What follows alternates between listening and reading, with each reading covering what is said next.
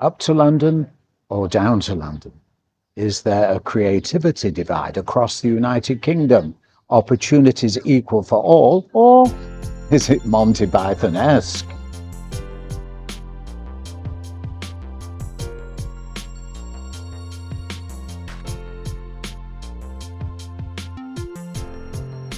Hello, Chakabatis, welcome. Thank you for joining me, moi, Nigel.cecil. And as Hillary always gets me to correct whenever I claim to be an entertainment entrepreneur, somewhat of a legend in my own lunchtime. Now we're going to start this video with you imagining about London and where you are in the north of England. We're not particularly excluding the east, the west and the south, but just for the basis of this video, thinking about the north, and you'll get the idea when we say that the Brit Awards that for 48 years have been broadcast from London have announced they're now scheduling to broadcast the Brit Awards from Manchester. So if you're in the north of England, do you consider yourself, when you think of going to London, going down to London or going up to London? It's an interesting one, because when you think of the Brit Awards and coming to Manchester, the BBC now have their big headquarters in Manchester, and it's done a lot for the creativity and the expectations of those living in the north of England. So the Brit Awards coming to Manchester, will it give a fillip to the creativity? Now, Equity, the trade union for professional actors, variety, entertainers and other creators across the United Kingdom have a social network, a class network, because they're focusing on the concept that if you come from a working class background, the lower social statuses of life, then your chances of progressing, having the same equal and fair access as other classes might have to creativity, to showbiz, is somewhat depleted. One ought to be aware of that and seek to encourage those who may find their opportunities are restricted. But when we consider that, we consider the north of England over the years, 48 years since the Brit Awards. Never been to the north of England. You know, when we were kids, Hillary, yes, we always felt that if something happened in the north and it was going to become a success, then those in London said, oi, get it down to London now.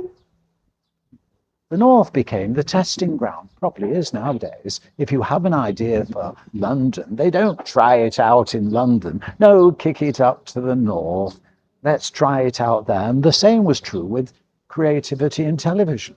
There was a wonderful studio in Rusholme in Manchester. You wouldn't believe it. It was a converted church in Dickinson Road. Yes, a converted church. And programs started there. The Harry Worth show. Who remembers Harry Worth? But it was a wonderful situation comedy show. Started at Dickinson Road Studios. It was a success. The rate, whiz it quickly back to London, get it into London. We have to have it in London because everything happens in London, because they make it happen in London. And then there was Top of the Pops. Top of the Pops, you know, a guy called Cecil Cora, Johnny Stewart, and they had the tickets for Top of the Pops. And everyone used to think, how can we get a ticket for Top of the Pops? It wasn't the Blase situation that happened in London. Top of the Pops became a success. But Dickinson Road Studios in Manchester, with Top of the Pops, everyone knew, go to Dickinson Road Studios, the little cafe there. Everyone knew those who were cooking the food. The bacon sarnies with sausages and a fried egg on top and lashes of HP brown sauce kept all the pop stars going. Steve Marriott was lost one day because there was a pub round the corner. I've forgotten the name of the pub, Hillary. And the show went out live and Everybody jammed the streets. You couldn't get in the studio, but if you listened quietly, you could hear the bands performing. So everybody was singing along outside. And Steve Marriott and the Small Faces had gone to the pub, and Steve didn't realise there was a crowd outside, and they couldn't get him back into the studio. Everybody was fighting to get Steve back into the studio in time for the sha-la-la-la-lee, whatever it was, and they made it.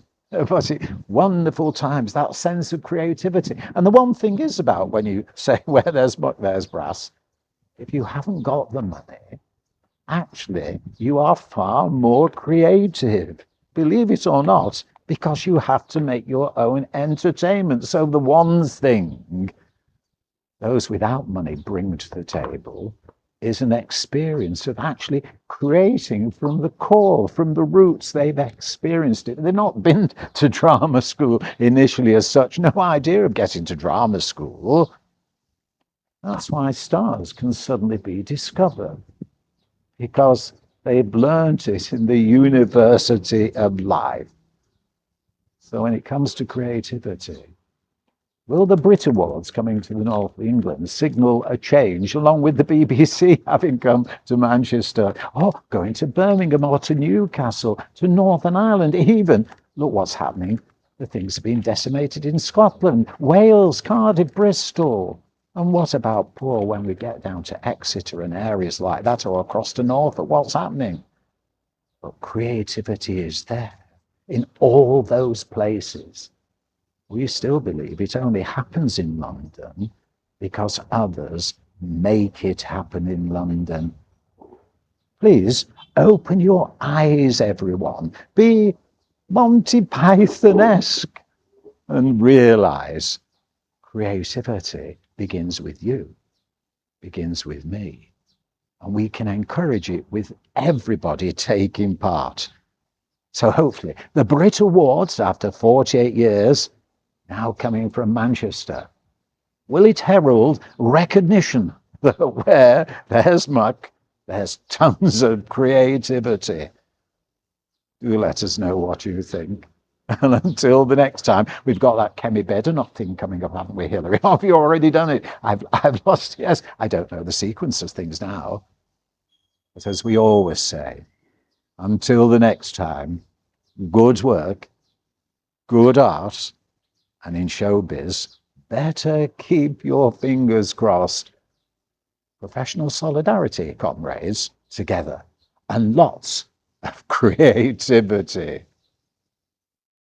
Please hit the subscribe button and join us again, because together every viewer helps. Thank you.